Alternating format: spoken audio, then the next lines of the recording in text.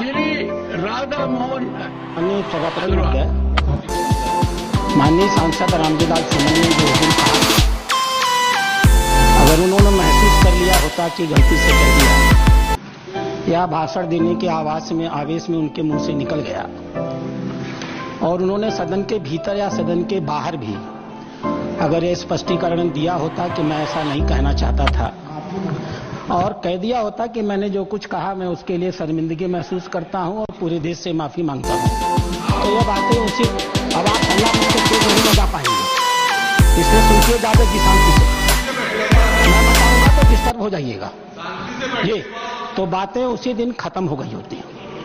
आश्चर्य की बात है, माननीय सांसद जी का बयान आया, मैं मरते मरते मर जाऊंगा लेकिन मैं अपनी बात वापस नहीं लूंगा। जब तक जीवित रहूंगा तब तक मैं इस बात को वापस नहीं लूंगा। यह बताता है कि जो कुछ उन्होंने कहा था सोच समझ के कहा था, होशो हवास में कहा था, नियोजित तरीके से कहा था और यह जो संपूर्ण इंडी ठगबंधन है, ये इस इंडी ठगबंधन की मानसिकता को द्योतक करता है। अध्यक्ष महोदय,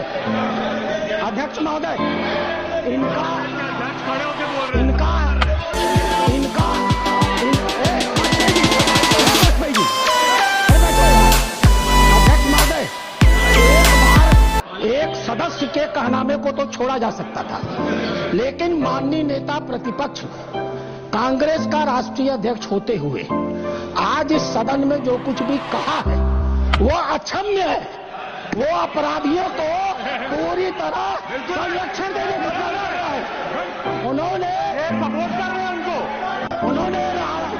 उन्होंने राणा सांगा को जानबूझ करके दलित समाज से जोड़ करके दलित का मुद्दा उठा करके राणा सांगा को दोबारा और इसमें राजनीतिकरण किया है। यह कांग्रेस की सोची हुई मंशा है। डॉक्टर अंबेडकर एक दलित है। डॉक्टर अंबेडकर ने कहा था 25 अप्रैल को चाहे जो भी हो जाए इस देश की कांग्रेस में कभी भी नहीं जाया जा सकता है।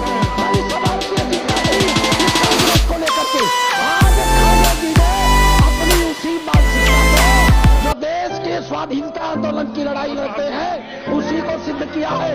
इतिहास गवाह है, ये कांग्रेस इरविन के साथ समझौता करती थी और हमारे देश के संघर्ष करने वालों को फांसी पर चढ़ाने की समझौते किया करती थी। ये इसका इतिहास गवाह है। ये राष्ट्र विरोधियों के साथ रहने के आदी है, ये डीप स्टेट के हिस्से है। इसलिए आपका कहना अपनी जगह सही है, लेकिन जब तक अब रामजी सुमन जी और कांग्रेस पार्टी दोनों खड़े होकर अपने स्टैंड पर माफी नहीं मांगेगी, हम इस मामले को समझौता नहीं करेंगे। ऑनरेबल